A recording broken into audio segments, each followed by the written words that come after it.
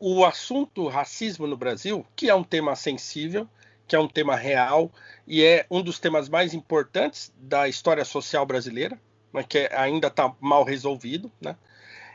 Esse tema foi capturado politicamente.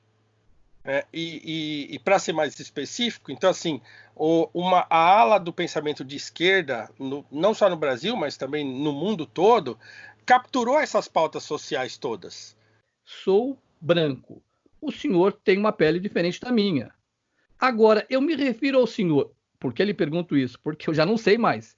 Eu me refiro ao senhor como negro, como preto, como afrodescendente, como crioulo, ou tanto faz, ou tudo isso é racismo. Existe algum problema nessa? Porque eu vejo que as pessoas. Ah, não, não, não, não pode falar preto, você tá louco, Cacá. Tem algum problema, Paulo, em relação a isso? Olha, eu acho que piada é piada. Eu acho que piada é piada. Mas veja bem, eu vou fazer uma comparação grossa aqui. Né? A brasileira adora piada de português. Sim. Certo?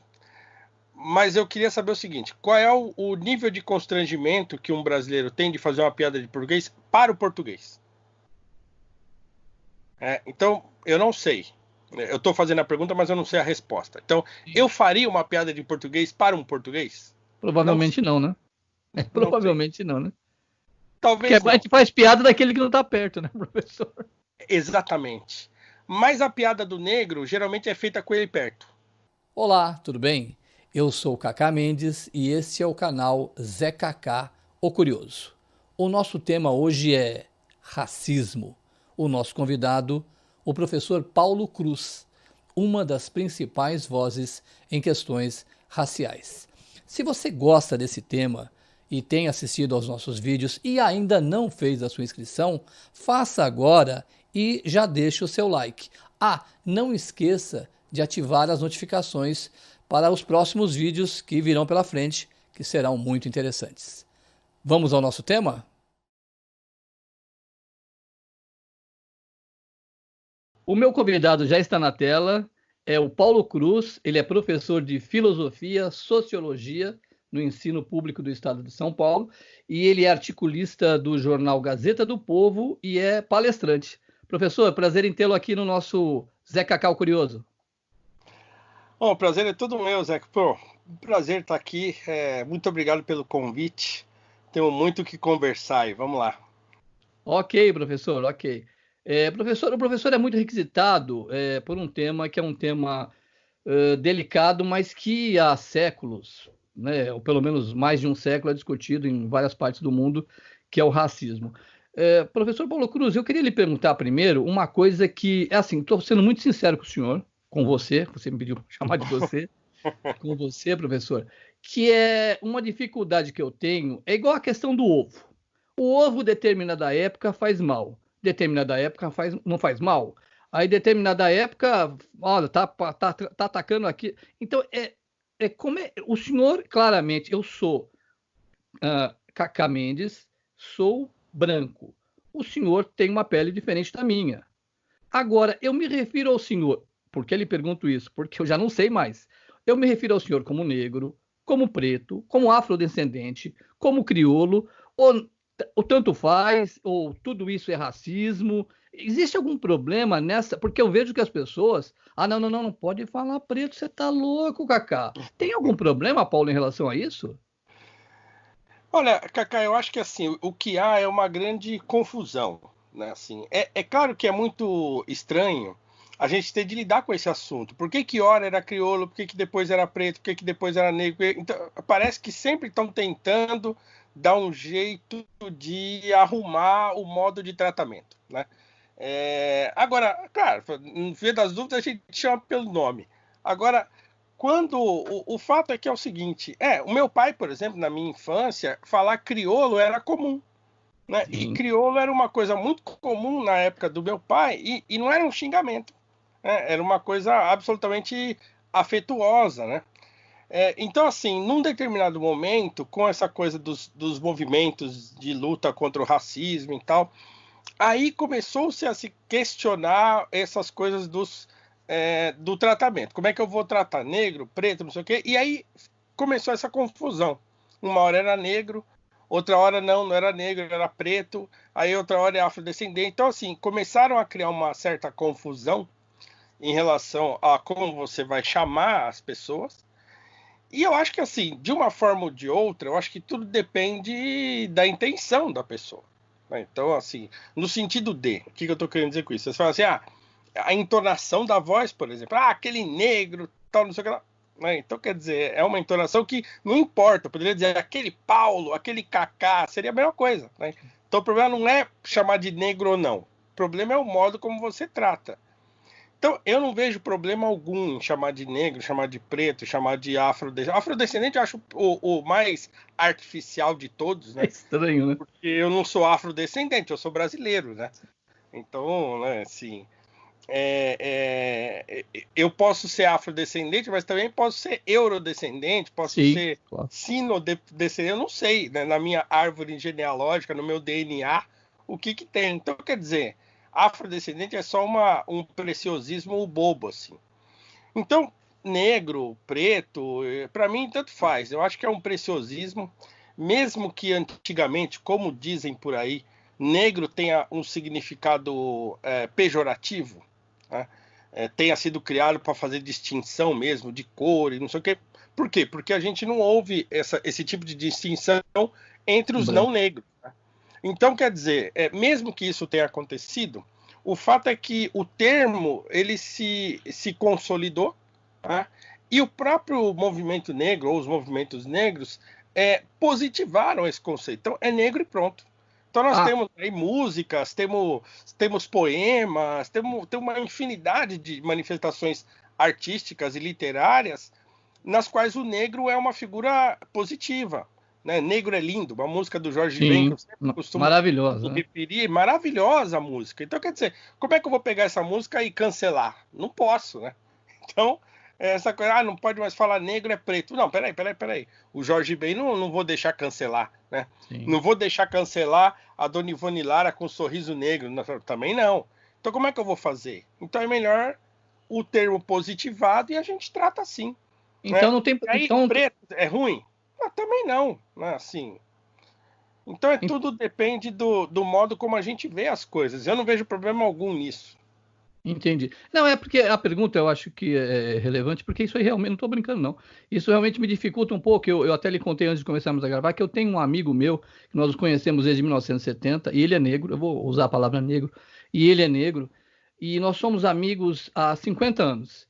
E nós temos uma relação em que ele não é meu amigo, ele é meu irmão, de verdade. A gente só nasceu em casa diferente.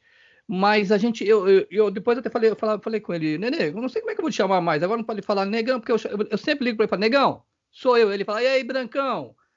É uma coisa que não existe. É o que eu estava comentando antes com o senhor.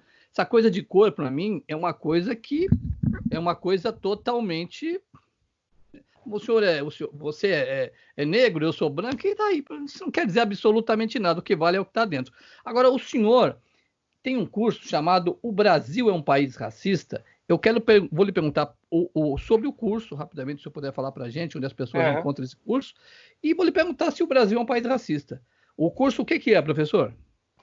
Bom, só para arrematar essa questão do negro aí, então, porque agora também tem uma coisa, né? O IBGE criou uma distinção, né? Então agora que dentro do termo negro, né, dentro da classificação negro, há pretos e pardos.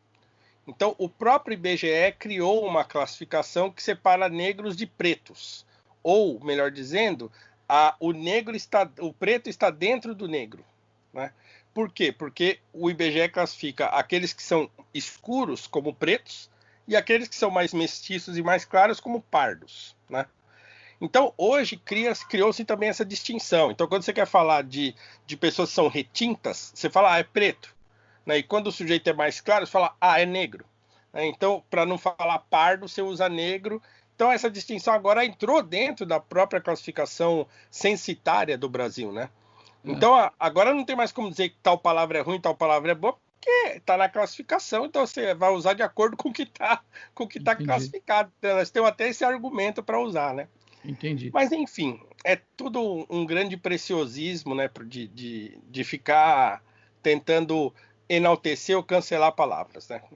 Bom, Mas vamos ao curso. Então é o seguinte, o curso nasceu de um anseio meu de tentar redirecionar o problema do racismo no Brasil, a discussão sobre o racismo no Brasil.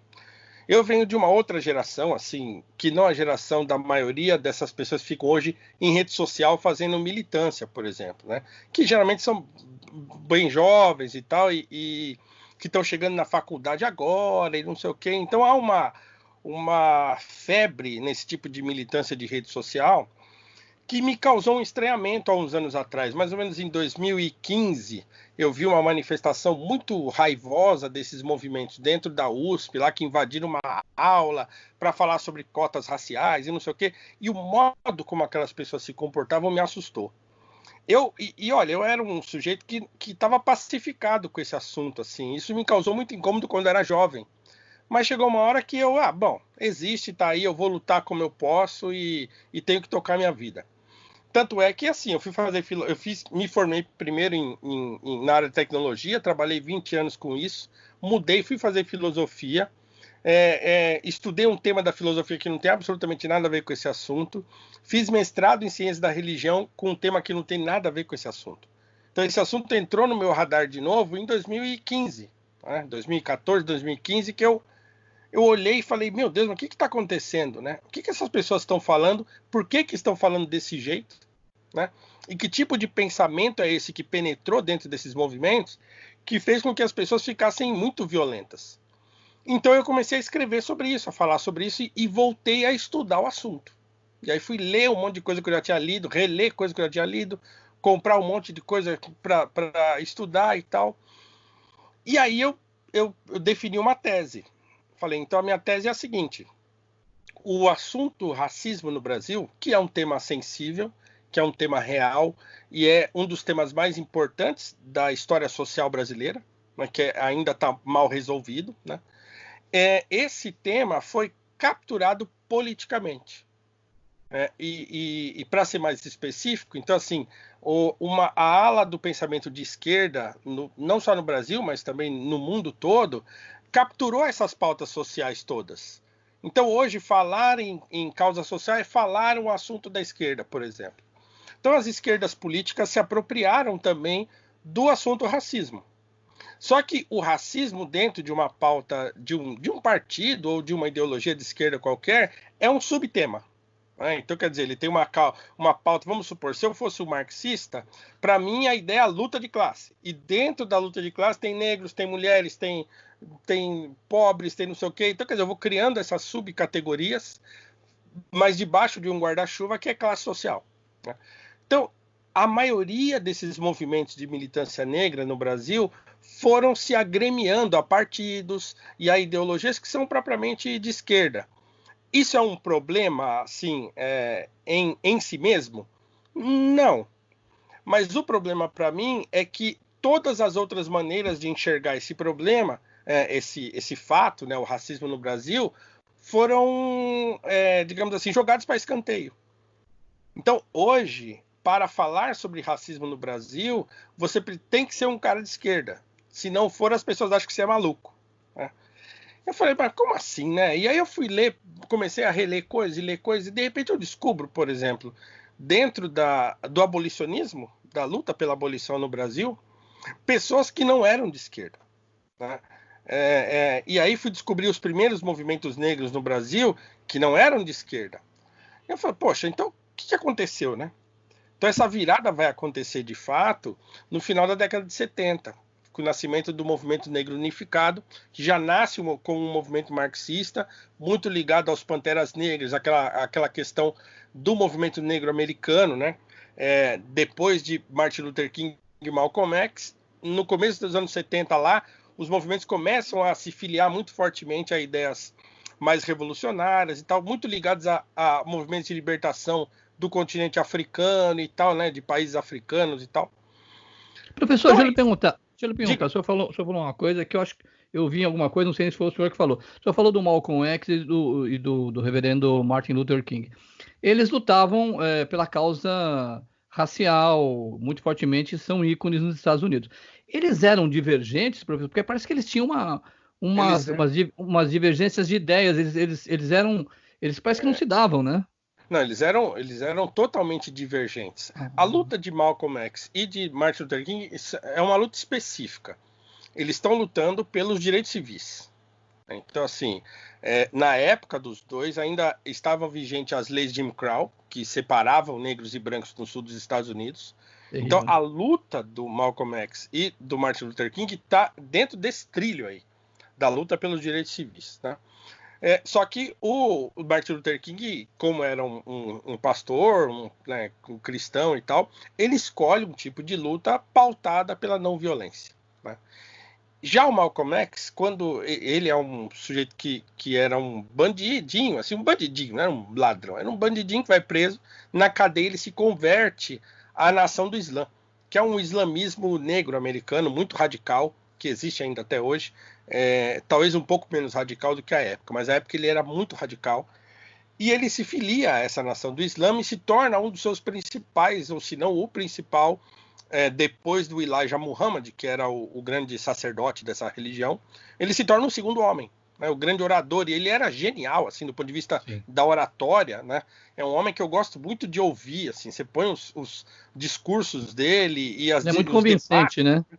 Ele é extremamente convincente, ele fala muito bem, ele é muito respeitoso e incisivo ao mesmo tempo, então era um homem inteligentíssimo, mas ele era um radical, né? Ele era um radical e ele também, de certo modo, se filia a ideias marxistas, mas ao mesmo tempo ele prega uma espécie de, digamos assim, autonomia negra dos Estados Unidos. Os negros têm que ter o seu próprio comércio, as suas próprias empresas, fazer o dinheiro girar entre eles e tal. Então tem que ter digamos assim, um Estado negro separado. Separar, né? Que é o que os brancos faziam antes, né? Exatamente, e também ele pregava, assim, não é que ele pregava a violência, ele dizia que o negro deveria reagir. Então, assim, não, se me apontar uma arma, eu tenho que apontar a arma. Se me bater, eu tenho que bater também, né? Então, não tem essa de dar outra face, não violência e tal. Então, ele sempre falava isso. Não é que eu estou pregando a violência. Eu só estou pregando que os negros revidem, né, a violência que sofrem. Então, eles eram muito divergentes. O Malcolm X atacava muito o Martin Luther King.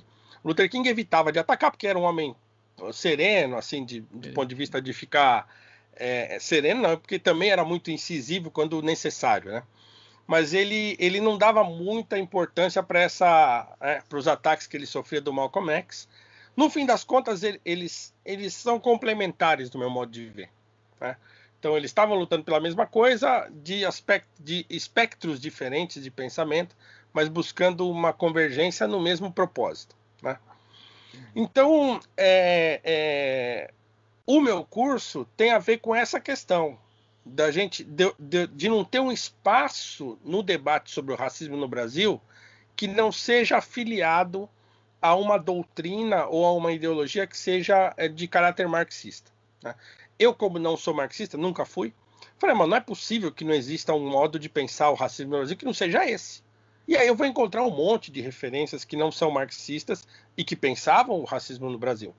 Então eu comecei a trazer essas referências de volta, né? Escrevendo, falando nas minhas palestras e tal. O grande ícone disso é o André Rebouças para mim.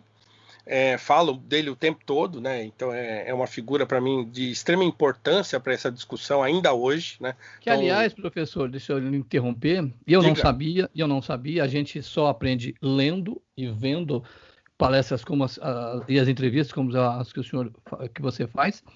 O André Rebouças, que por Deus, eu não sabia quem era, que é que foi inclusive homenageado numa das principais ruas de São Paulo, que é a Avenida Rebouças, né? Exatamente. E que foi você vê que coisa, é engraçado.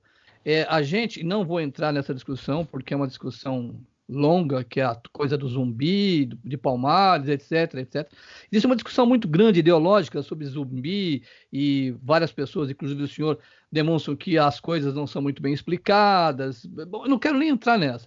Mas a gente deixa, né, professor, como André, quando o Rebouças, o André Rebouças, eu não lembro de ter ouvido, na minha vida estudantil, o nome de André Rebouças, que foi um ícone. A gente tinha, por exemplo, um dos maiores escritores do mundo, que é Machado de Assis, que era negro. A gente tem essa deferência. Eu não sei nem se o Machado de Assis era um militante, mas a gente sabe da importância. Mas o Rebouças era um cara reconhecido na sua época, era engenheiro, quer dizer, eu queria que o senhor falasse um pouquinho dele, que é o tipo Então. do ícone que a gente não conhece hoje, né?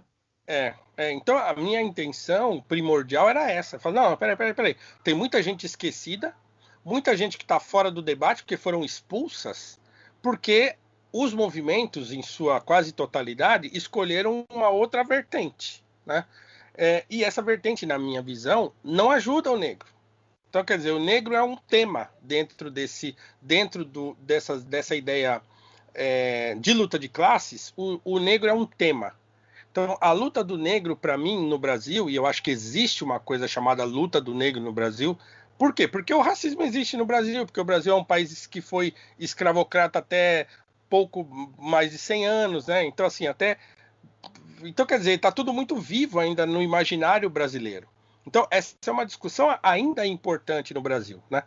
Mas eu acho que ela não vai se resolver do modo marxista. Por quê? Porque o modo marxista, na minha visão, né, e claro que o marxista vai discordar disso, mas na minha visão, o marxismo não tem a intenção de resolver o problema se não for por meios revolucionários. Né? Então, é um vira-mesa. Né? Funda a sociedade de novo, sobre outras bases. Tá, e aí a minha pergunta é, tá bom, mas que bases são essas, né? É a base que está na cabeça do Marx ou na cabeça de alguém que está vivo hoje comandando esses movimentos. E aí, assim, o que vai dar isso aí, só Deus sabe. Então, eu prefiro que a gente se refira a pessoas que não estavam pensando dentro desse espectro. E o Rebouças é um deles. Porque o Rebouças era, sobretudo, um liberal. Liberal no sentido clássico do termo liberalismo dentro da economia.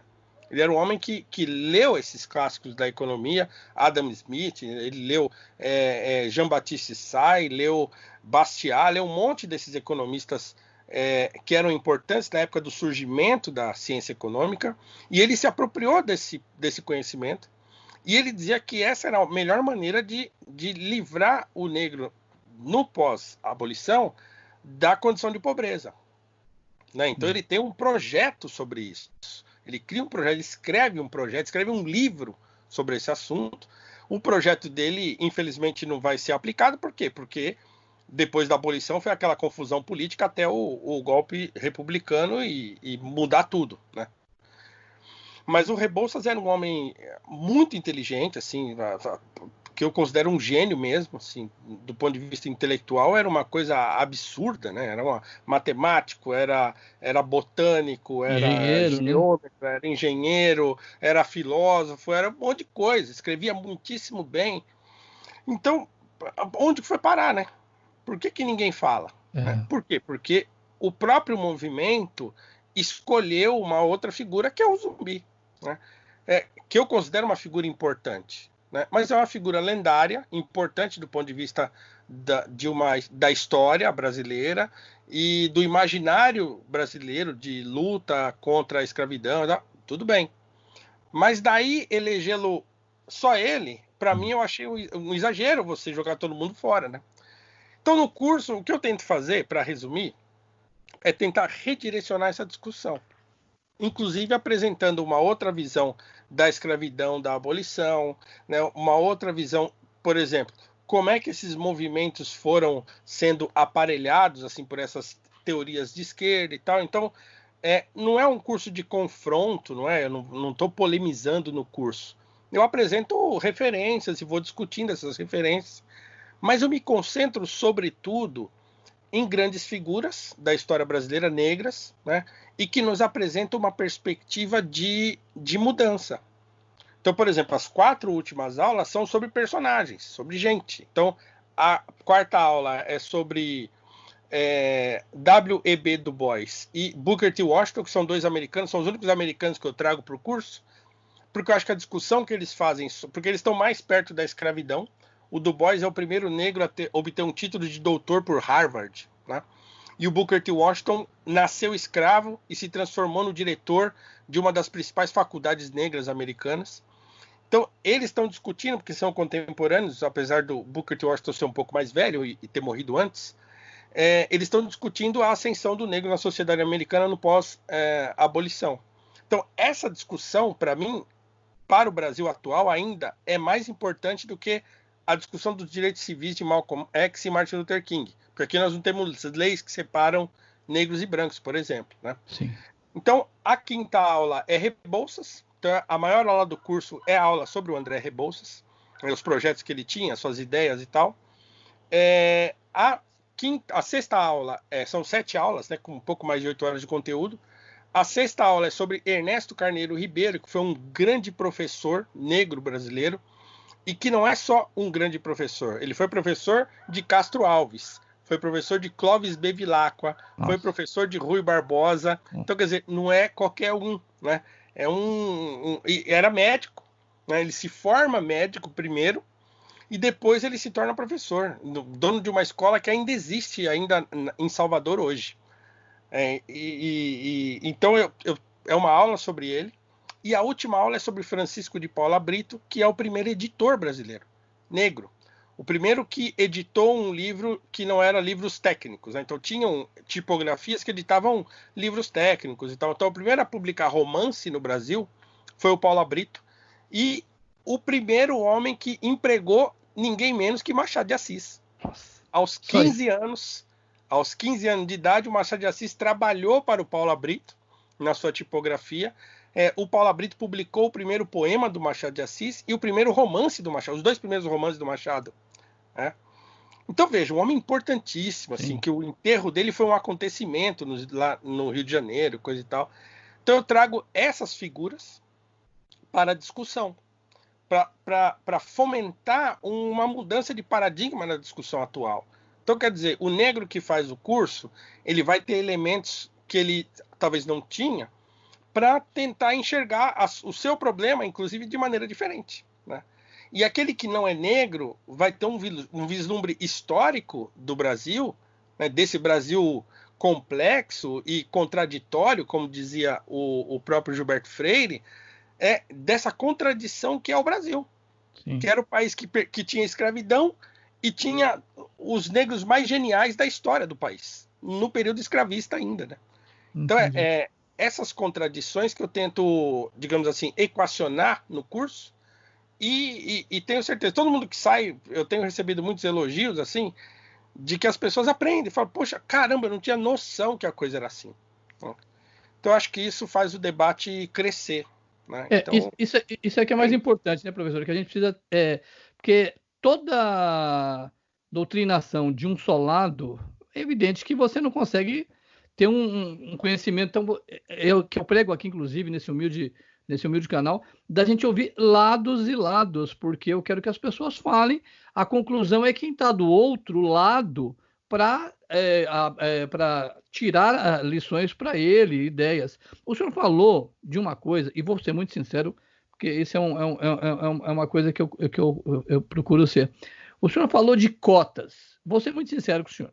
Eu tenho uma dificuldade muito grande. Olha, pelo amor de Deus, que você fala umas coisas, às vezes, as pessoas...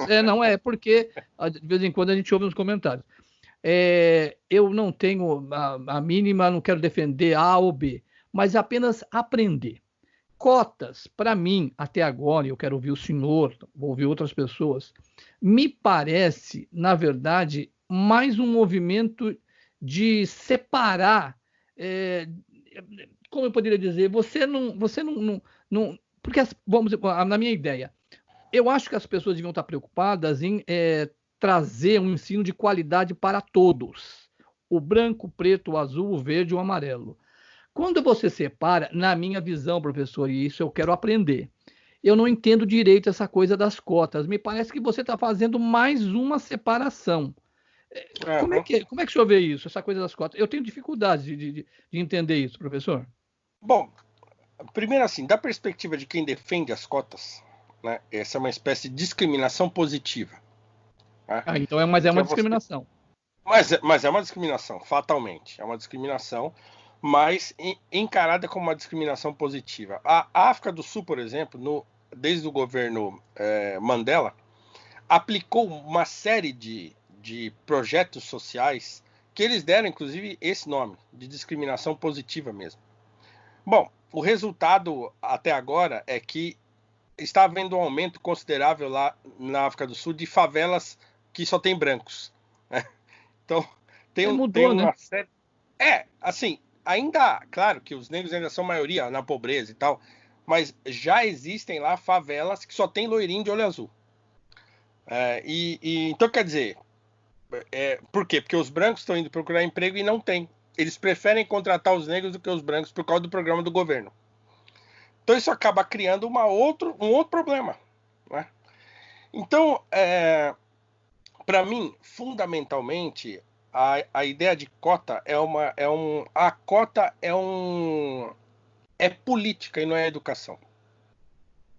Então, a preocupação de quem defende as cotas não é uma preocupação de educação, mas é uma preocupação política. Eu, como sou professor do ensino básico, eu tenho uma preocupação com a educação e não com a política, né? Apesar de que aqueles que defendem vão dizer, mas tudo é política, tem toda uma conversa de tentar enquadrar qualquer tipo de pensamento diverso. Mas, enfim, cota fundamentalmente é política. Por quê? Porque é você fazer um sistema de reparação, entre aspas, né, de reparação a injustiças perpetradas ao longo dos séculos. Né? O problema, para mim, que estou lá no ensino básico, é que você arrastar uma criança, um adolescente por 13 anos no ensino básico precário, para depois lá na frente você oferecer para ele uma oportunidade de fazer uma faculdade, você vai estar, de qualquer maneira, entregando uma pessoa menos preparada para aquele ambiente e para o que virá depois, do que se ele fizesse um ensino bom ao longo da sua vida. Então, quer dizer, porque para mim educação é o todo. Não é só o diploma universitário. Educação é uma coisa... são os 13 anos do ensino básico, mais a faculdade, mais a vida, mais a conviver, mais um monte de coisa. Né? E uma boa educação escolar também é uma boa educação em outros aspectos. Então, uma boa escola também é uma boa escola do ponto de vista moral, do ponto de vista de organização, do ponto de vista da convivência e da socialização. Tudo isso é vantajoso dentro de uma boa escola. Ao passo que dentro de uma escola ruim, nada disso funciona. Nem a convivência é boa, nem o ensino é bom, nem a moralidade existe, né? É uma desordem completa, tudo sujo, tudo bagunçado, tudo quebrado. Então, quer dizer, você arrasta a pessoa dentro de uma precariedade até lá na ponta você oferecer a ela uma suposta oportunidade de melhorar. Né? É evidente que as estatísticas que são produzidas ainda hoje, elas são produzidas por quem defende cota. Então, quer dizer, estatística, como a arte de torturar os números para que eles confessem, eu sempre vou produzir estatísticas que vão concordar com aquilo que eu quero que ele concorde, claro. Certo? Então, eu sempre questiono os resultados dessa... os cotistas estão tendo o mesmo rendimento dos não cotistas. Espera aí, mas como assim? Né? Do que você está chamando de rendimento? É nota? Porque na escola e na faculdade qualquer um tira nota. Todo mundo que estudou sabe disso. Né? Que o sujeito pode ser um ignorante, mas tirar nota é simples. Eu quero saber o depois o que vai acontecer. Se ele aprendeu, né? Se ele aprendeu e se ele vai conseguir disputar o mesmo espaço que aquele outro que estudou a vida inteira num colégio ponta, né? E que fez a faculdade junto com ele e que lá na hora de fazer uma entrevista, na hora de fazer uma redação, é que a coisa vai mudar. Porque se o sujeito receber uma má educação até chegar na faculdade, ele não vai ser tão bom em redação enquanto aquele que fez, né, uma escola top de linha a vida inteira. Certamente. Vai ser muito mais difícil que ele se destaque numa escrita, a não ser que ele, no meio do caminho, estude por conta e aprenda e tal. Então, tem um monte de coisas que devem ser levadas em consideração. Então, por isso que eu digo, cota é política. Não tem a ver com educação, tem a ver com política. Né? Então, assim, mas quem defende, defende porque, não, mas é uma oportunidade, é melhor que nada. Né? É melhor que nada. Então, enquanto não melhora o ensino básico todo, pelo menos dá oportunidade. Eu não sei, eu tenho minhas dúvidas, né? Eu realmente... mas que cria, como você falou, desculpa só para completar, mas que acaba criando, acaba institucionalizando a discriminação, isso é um fato. Isso é um fato, e aliás, é um fato que gera consequências que passam a ser constrangedoras, como agora, por exemplo, a quantidade de fraudes que existe nesse sistema e a criação de tribunais raciais, ou de comissões que vão ver se você é negro mesmo. Que é uma Então, coisa terrível, né? Você começa a tentar corrigir um problema com outro, corrigir um problema com outro, e aí a coisa começa a ficar muito complicada, né? Porque basicamente é o que você está falando, professor. A grande preocupação deveria ser de se pensar em melhorar a nossa, principalmente a base, né? A base. Mas é como você disse, se você querer solucionar o problema lá da ponta, você não resolveu nada aqui. Deixa eu falar uma expressão que eu estava procurando, que eu vi que hoje é uma das expressões, e eu também não confesso que eu não sei, não, dentro da minha ignorância, eu não sei o que é. Uma das expressões mais buscadas hoje na internet é racismo estrutural. Professor, aqui ninguém está nos vendo aqui, o senhor é professor, eu sou aluno. O que é racismo estrutural, Paulo? Olha, eu tenho falado muito, aliás, eu escrevo, na Gazeta do Povo, que é onde eu tenho a minha coluna, no curso eu não falo muito sobre isso, né? Eu não entro nesse tipo de discussão no curso. O curso está voltado para frente, né? Eu não quero ficar regurgitando discussões e tal. Mas na Gazeta do Povo eu já escrevi. Essa semana eu toquei nesse assunto outra vez, né? O que é racismo estrutural? É uma teoria. As pessoas precisam se convencer disso. Racismo estrutural é uma teoria. O problema, principalmente o problema do nosso mundo atual, é que é um mundo aberto. As discussões acadêmicas hoje são feitas nas praças, no espaço público. Então, o intelectual de gabinete, digamos assim, o sujeito que é o universitário, professor ou tal, ou pesquisador, as suas pesquisas não estão circunscritas ao ambiente acadêmico e não são testadas pelos seus pares, por exemplo. Então, pega, por exemplo, na Idade Média.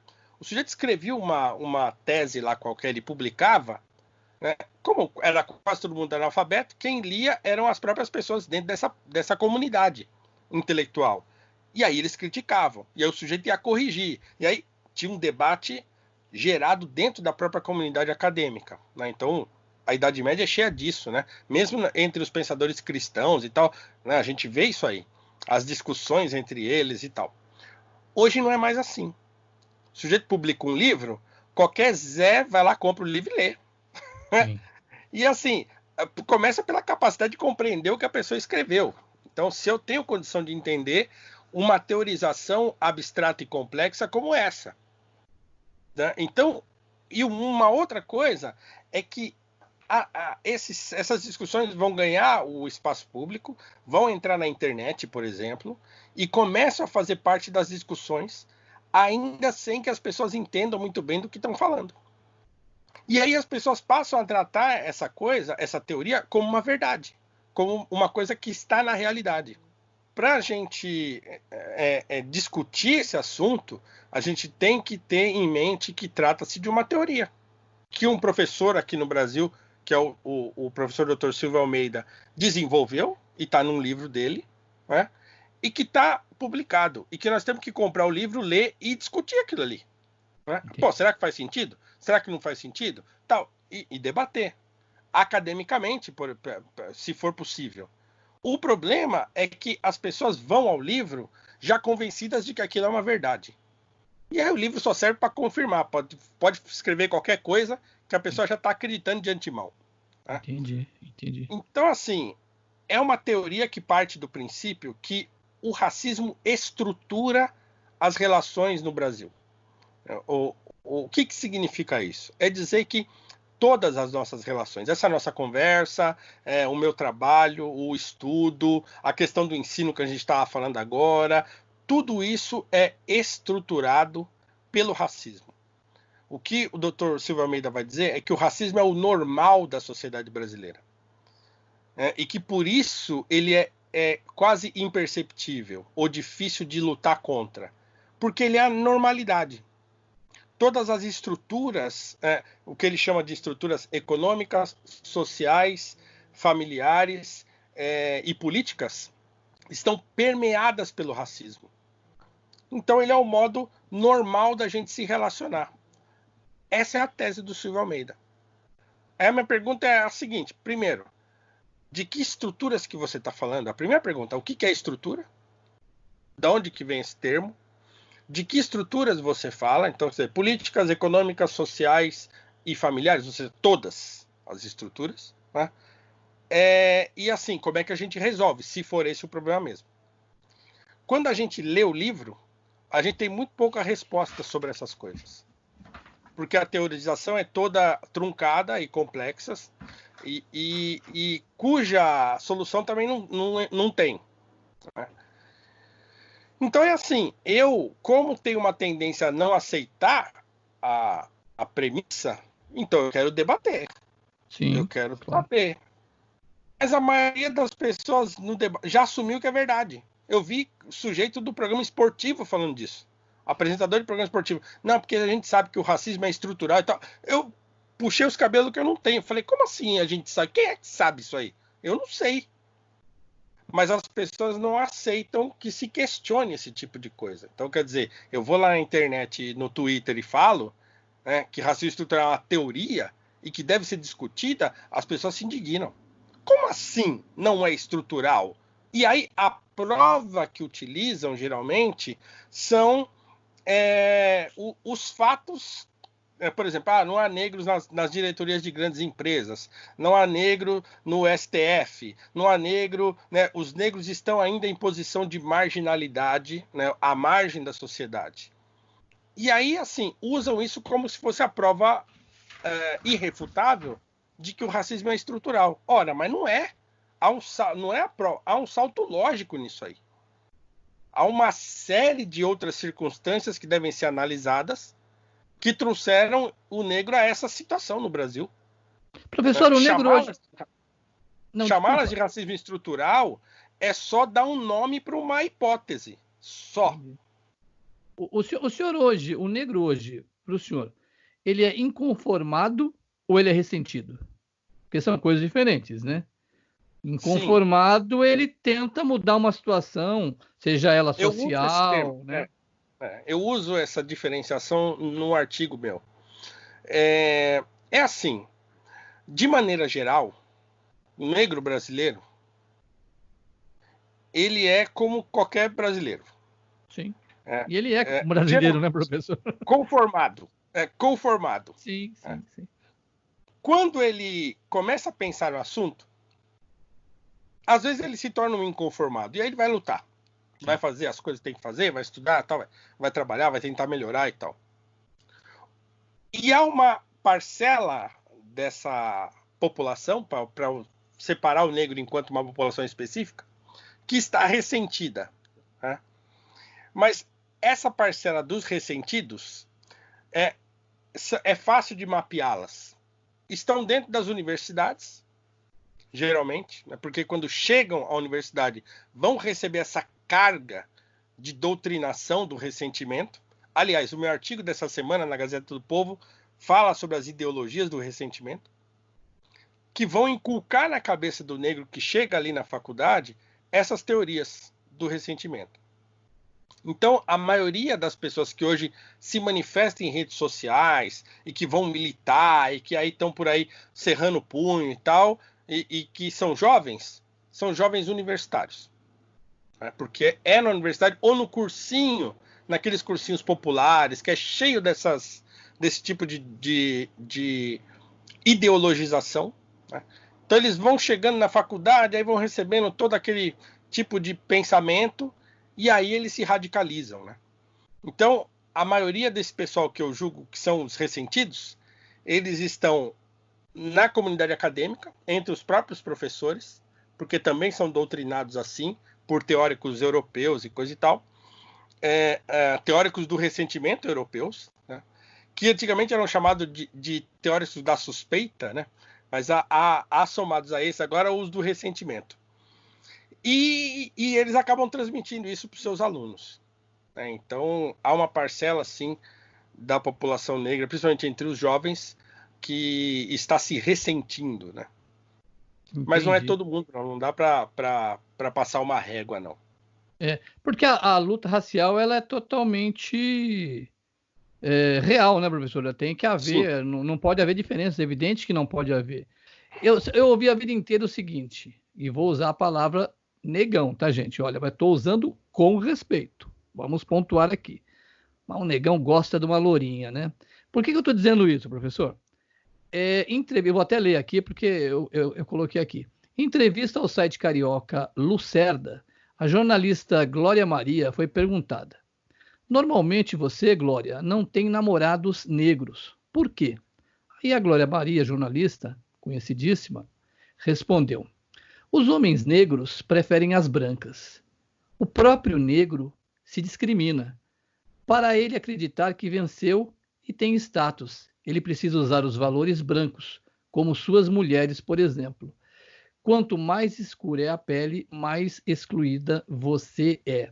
É um troço meio maluco isso, né? Essa coisa de... O que o senhor acha dessa afirmação, professor? Que o homem negro... Eu acho que isso não é uma coisa determinante, né? É uma coisa de gostar, de querer, né? O homem negro ele procura se associar a uma mulher branca? Eu acho que mais ou menos. Eu acho que tem um pouco de tudo nessa questão. É uma questão também controversa, né? Uma coisa que eu digo, por exemplo, essa coisa do negão, né? Eu até fui no Flow Podcast um tempo atrás. Vão me matar, viu, professor? É certeza. Eu falei o negão, viu? Que eu falei que eu não gosto dessa palavra, mas sou eu que não gosto. Por quê? Porque eu tenho amigo, por exemplo, que o apelido dele é Negão desde criança. E a gente chama ele de Negão. Eu, inclusive, chamo ele de Negão. Mas eu tenho um problema com essa palavra. Mas sou eu. Sim. Porque muita gente acha que não tá nem aí. Eu falei, inclusive quando falei lá no programa, o pessoal riu e tal, achou engraçado, porque eu falei de um jeito engraçado para não parecer que eu tava reclamando, entende? Entendi. Eu não gosto porque eu tenho um problema com a palavra, mas é um problema pessoal. Tanto é que eu tô falando, tenho amigos que são negros e que têm apelido de negão desde criança, que eu conheço desde criança. Por quê? Porque na família dele ele era o mais escurinho, né? Da família, né? Ele era o filho mais escuro. E aí ficou negão. Então até hoje, assim, já somos tudo velho e o apelido dele continua o mesmo, todo mundo chama ele assim e bola pra frente, né? Sim. Mas enfim, voltando, essa questão da mulher e do homem negro e tal, e a Glória Maria tá, claro, defendendo o ponto dela, né? Mas eu acho que é uma questão que é fundamental nisso. Por exemplo, o negro, quando ele ascende socialmente, quando ele muda de classe social, né, quando ele tem uma mobilidade social, primeiro que ele passa a frequentar lugares que tem menos negros. Então, se eu sou um jogador de futebol, por exemplo, e ganho muito dinheiro, eu começo a frequentar festas, lugares, bares e tal, e lugares onde não tem negras. As negras não estão lá. Eu vou para fora, vou para a Europa, não sei o quê, tem menos negras do que tem no Brasil. Então, a minha convivência muda. A probabilidade de eu apaixonar por uma mulher que não é negra aumenta, porque eu convivo com menos negras. Então, acho que esse é um ponto que não pode ser desconsiderado. A própria Glória Maria. Sim. Né? Com a posição social que ela tem, ela frequenta lugares que tem menos negros. Provavelmente. Né? A probabilidade dela se apaixonar por alguém que não seja negro é grande. Então, a gente não pode botar a culpa só nessa coisa. O negro, quando consegue algum dinheiro, ele quer as mulheres brancas. Pode ser que isso aconteça também? Pode. Não é o meu caso. Eu sempre namorei com mulheres negras e casei com uma mulher negra. Por uma questão de gosto, mas também por uma questão de afirmação minha, pessoal. Né? De achar importante, por exemplo, eu pensava assim, eu sou negro, eu, graças a Deus, tive condição de estudar, de melhorar, então sempre tive bons empregos e tal. Assim, juntar a fome com a vontade de comer, porque aí eu, na minha posição, casando com uma mulher negra, é uma outra família que ascende socialmente. Né? Então, foi um negócio assim, eu fiz o meu pensamento a esse respeito foi um conjunto de coisas. Né? Eu gosto, sempre gostei, mesmo quando não trabalhava, sempre namorei com mulheres negras. Eu falei, também você trazer para uma condição melhor uma outra família, para uma outra convivência, uma outra família negra. Então, para mim, isso era uma coisa importante quando eu fui decidir que eu ia casar e coisa e tal. Então, assim, existe sim aqueles que vão ascender socialmente e não vão querer as mulheres negras, mas também existe as mulheres negras que não querem os homens negros. Né? Ela não considerou isso também. O fato dela também pode ser que ela não queira. Sim. Né? Então, assim, nem tanto ao mar, nem tanto à terra, como dizia o meu saudoso pai. Né? Então, eu acho que é um conjunto de coisas que, sim, acaba causando um prejuízo, digamos assim, à mulher negra. Ela acaba ficando mesmo para trás em muitos aspectos, né, nesse jogo. Por quê? Porque, você não quer, então eu vou para lá. Então, o homem vai se virando desse jeito.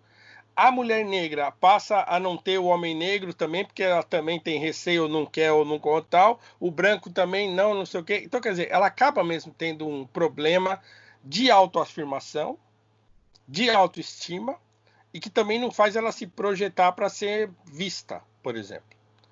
Então, acho que é um conjunto de coisas que não pode ser resumida a essa questão que a Glória colocou.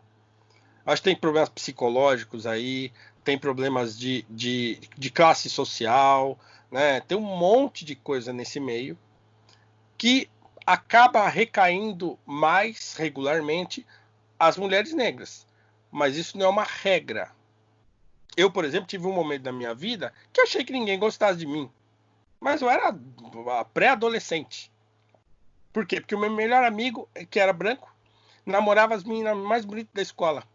E eu não arrumava namorada nenhuma. Ah, professor, mas Não, posso falar, não, uma coisa para o senhor? Mas isso daí não é questão de ser preto, branco, azul. não é, Porque não é, eu mas tinha uns era. amigos, também que se dava bem. Eu falava, o que esses malditos fazem? Eles eram brancos, viu, professor? Mas não era Mas, fácil, não, viu, professor? mas o que eu tô dizendo é que pra mim era. Eu, como um garoto negro, eu falava, pô, será que é porque eu sou negro? Então passa pela nossa cabeça isso. Né? Que é quando, como dizem as pessoas dentro desses movimentos, quando a gente se descobre negro. Né? Geralmente é na negação que a gente se descobre negro. Na manifestação do racismo, por exemplo. Né? Ou da piadinha. Né? Piadinha, Mas enfim. Desculpa, professor.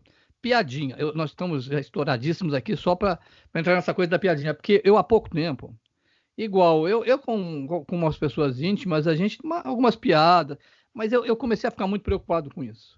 Você entendeu? Em relação à religião, em relação à cor das pessoas, eu até outro dia comentei isso com meu filho, de evitar. A piada é uma coisa racista, professor, normalmente? Olha, eu acho que piada é piada.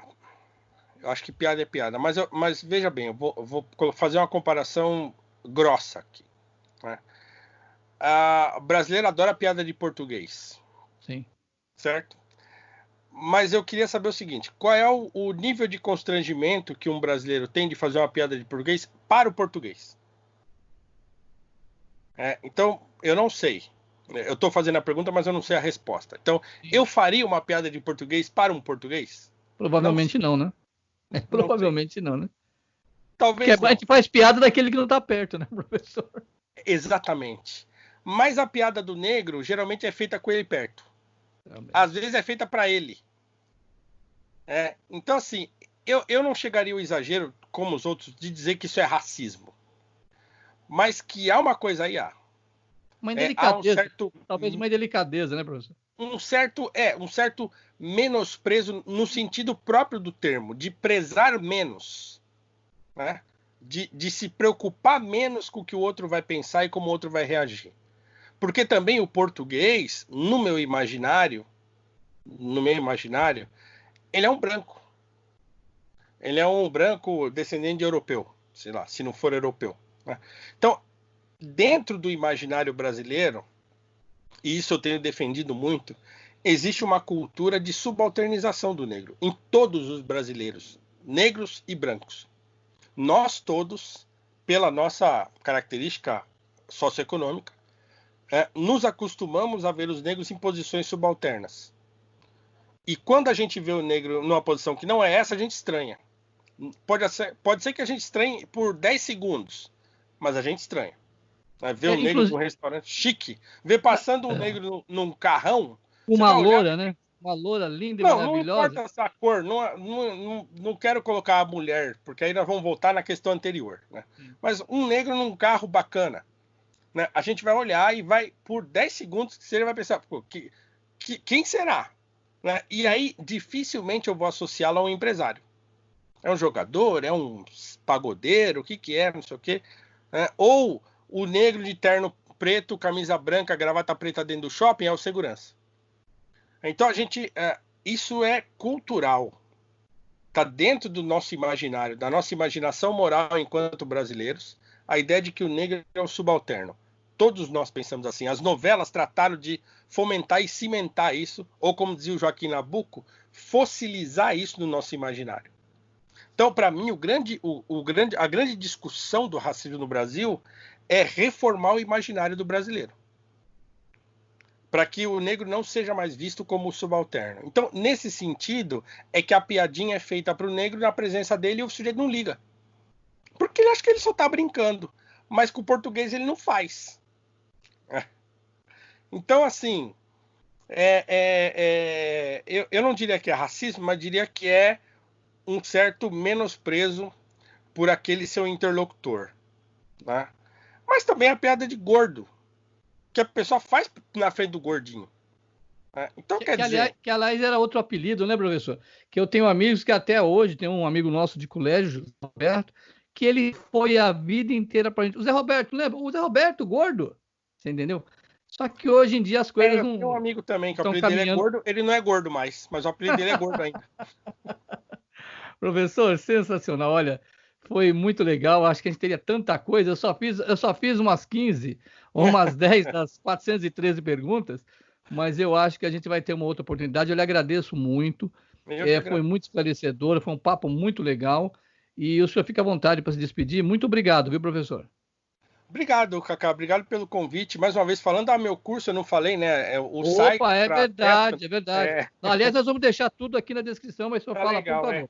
É www.cursospaulo.cruz.com.br. Eu deixei ele em promoção com 50% de desconto, tá 200 continho, né? Durante todo esse período aí de pandemia, então que as pessoas estão mais em casa. Então, tá lá, pode dividir e tal. Então, quando você entra lá, já tem uma apresentação no topo da página. E se você se cadastrar com e-mail, você recebe uma aula de apresentação gratuitamente. E pode se inscrever, assim, eu tenho recebido muitos elogios, graças a Deus.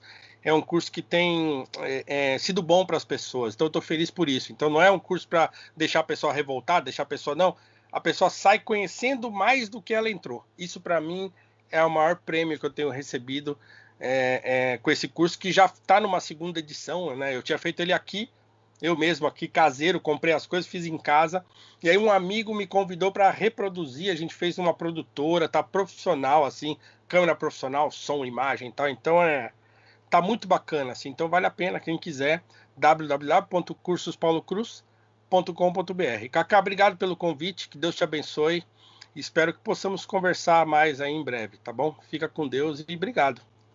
Grande abraço, professor. Abraço. Tchau, tchau.